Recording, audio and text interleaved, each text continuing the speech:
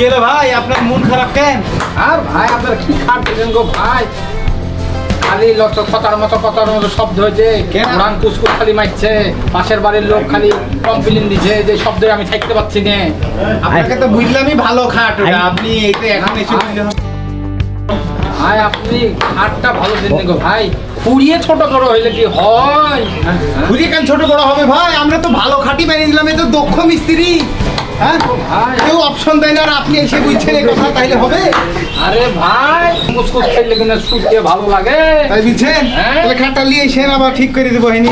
খাট ওখান থেকে দিয়ে আসা যায়, আপনারা মিস্ত্রি নিয়ে যাবে, মিস্ত্রি নিয়ে যেতে হবে, যাই ওটা ঠিক করে নিলে তো হয়ে গেল। আমি তাই বুঝছেন? হ্যাঁ তাহলে তো যাওয়াই লাগে।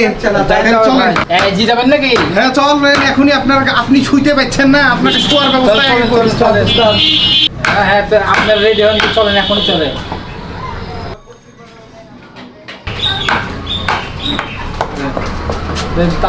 ঠিক আছে ঠিক আছে, আপনি আচ্ছা যান, আপনি বাড়িতে আসছি।